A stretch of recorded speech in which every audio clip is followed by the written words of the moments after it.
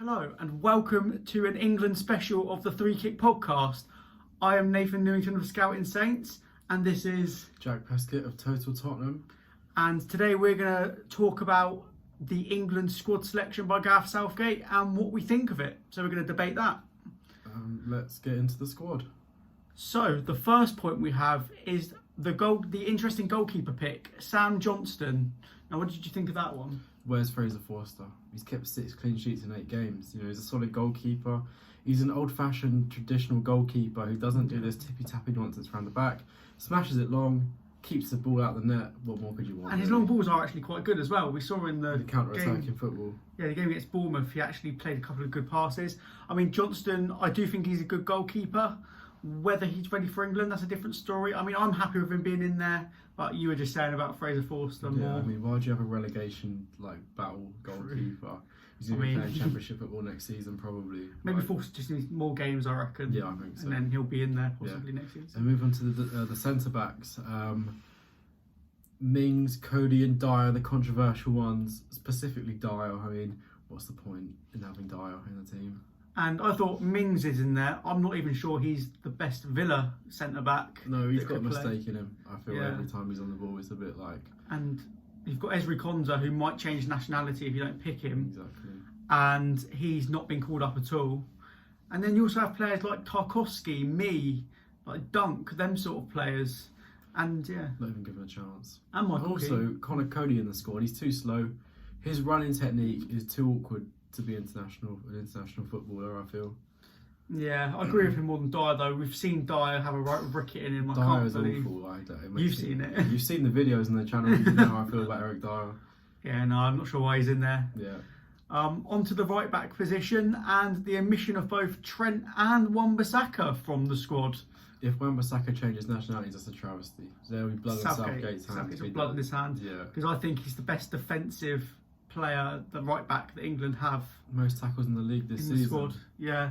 Whilst Trent would be good in the back 5 if you're going forward, but if you, I don't know why you'd leave them both out. The one selection before the Euros, that's just unsettling the squads. Also, the stat today that KWP has 79% tackle success rate. Best in the league. And like 500, is it, or something like, he's only been dribbled past 15 times and made 50 odd tackles? 64, I think. 64. Why is he not in with a shout? Not even in the top 10 on social media. It's silly. No one even. He's so underrated. People don't talk about him at all.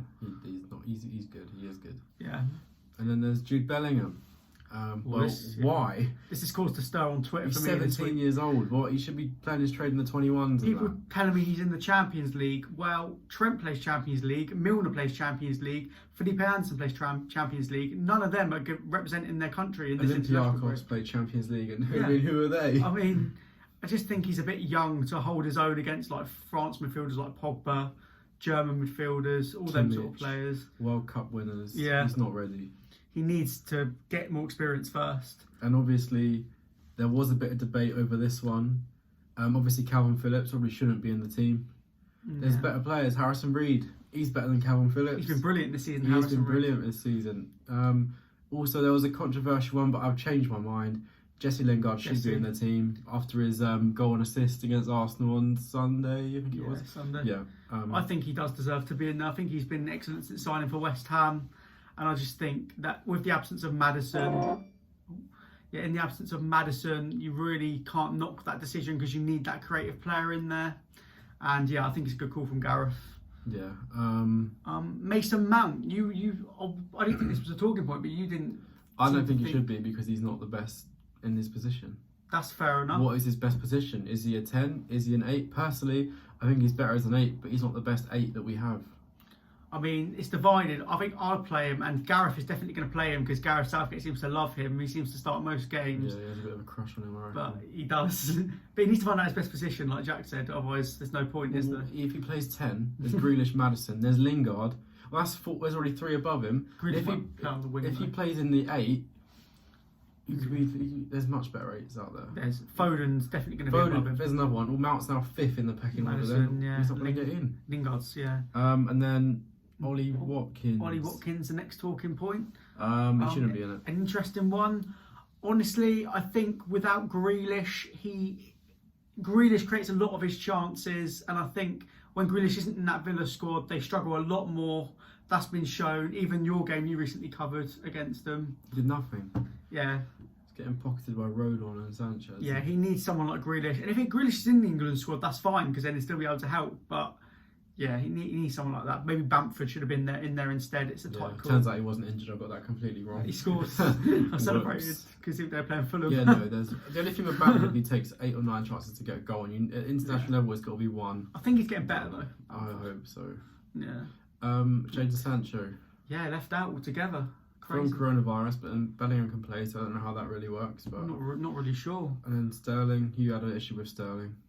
Yeah, I just think Sterling struggled for form. If you're going to have Sancho or Sterling, you've probably got to go Sancho.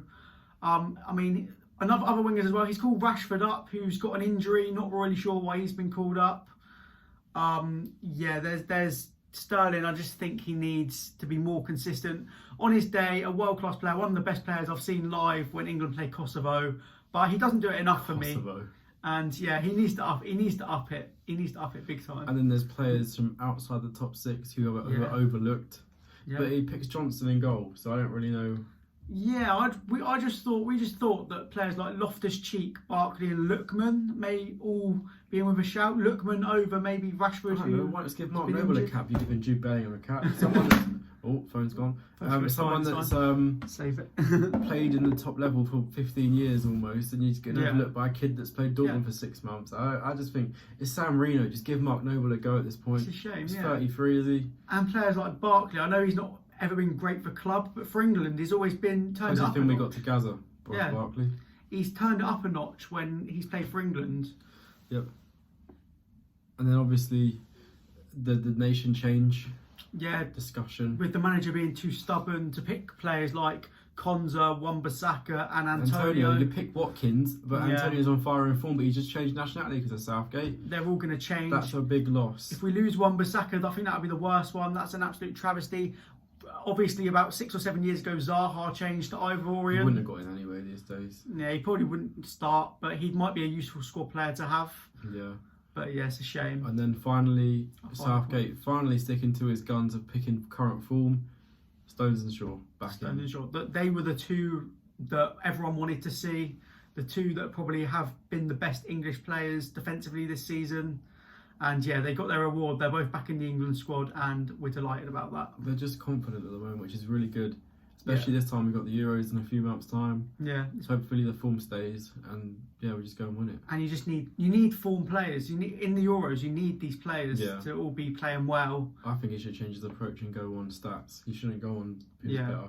So Walker Peters would be my right back, highest tackling percentage. And I said it before, and no one listened. But I think knockout football, you need to be in form already. You haven't got time to play yourself into form because you've only got 3 group games, and then it's knockout. You haven't got time for it. You have to just. It's the first game is your out of form game. The other two, if you want to do that, you have to get 6 points out of 9. You have to be perfect. Exactly.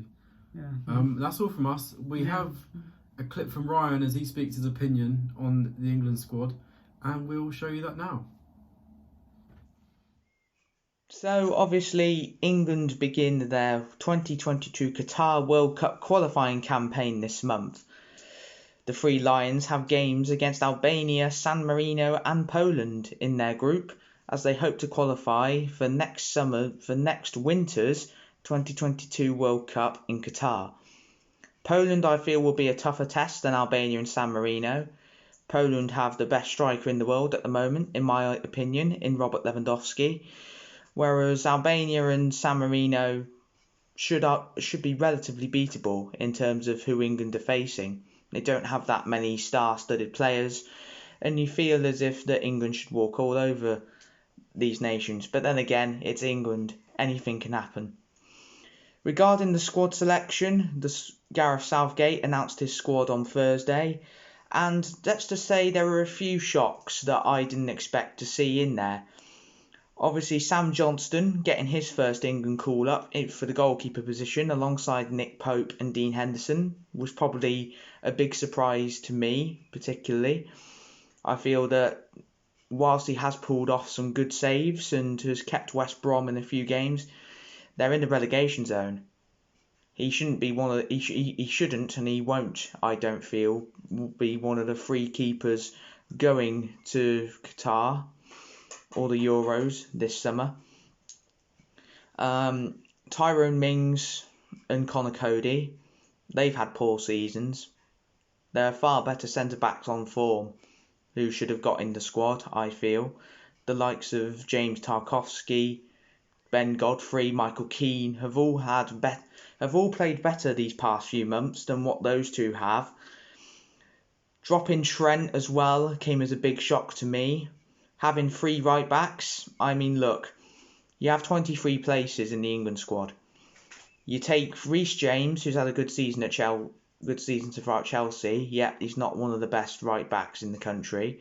You've had Kyle Walker, who, last time I checked, doesn't start regularly for Man City because he's getting benched by João Cancelo at right back. So how's he in the squad? And then you have Kieran Trippier, who's obviously still recovering from his betting issues and has been playing at left back for Atletico Madrid. Just because he's playing at left back for Atletico Madrid does not mean that he should be the starting left back in the England squad. Luke Shaw and Ben Chilwell are far better players than Kieran Trippier. How has Wan-Bissaka not made the squad either? Wan-Bissaka's probably on form currently England's best right back. Yes, Trent being dropped is an issue because Liverpool have been off form. Dropping him from the squad altogether, very strange. Bellingham being included, again, I don't know how, because he hasn't played that much senior football. And with the quarantine rules on Germany, surely leaving Sancho out because of those quarantine reasons, the same should be said for Bellingham. Patrick Bamford not being included as well for me is quite a shock. I feel, yes, Ollie Watkins maybe has, although he's scored 10 Premier League goals, Bamford is in the top 5 Premier League top goal scorers. And I feel that he should have had a more deserving chance than what Ollie Watkins has. I mean, don't get me wrong, there are players that I think that should go to the Euros that don't. But obviously you want to pick the best players who are on form, not just hand out England caps to players that, yeah, have had meteoric rises like Watkins, for example. I mean, yeah, it's all well and good his fairy tale rise from League 2 to the Premier League. But just because he scored 10 Premier League goals and scored less than Patrick Bamford, he gets an England call-up over Patrick Bamford, who's had a far better season. It doesn't make sense. It really doesn't. There's not a lot else to say, really. Just you'd think that England would win those 3 World Cup qualifying games, but it's England.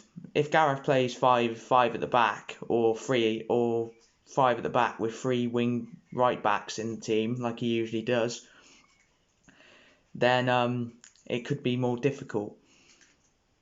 That's my thoughts. So that has been the 3 Kick Podcast's thoughts on the England selection, the England team. Stay tuned because we will be doing joint videos for the England matches, the San Marino, Poland, and who's the other one? Albania? Will be out. The first one will be on Friday, hopefully. Yep, so the first one hopefully Friday, the San Marino one, expecting for a win, expecting a clean sheet. Southgate out. And if we don't keep a clean sheet, well, we're knackered, aren't we? Yeah, it's done. In the Euros. So thank you very much for joining us, and we'll catch you in the next one. Make sure to sub. Make sure to like and subscribe.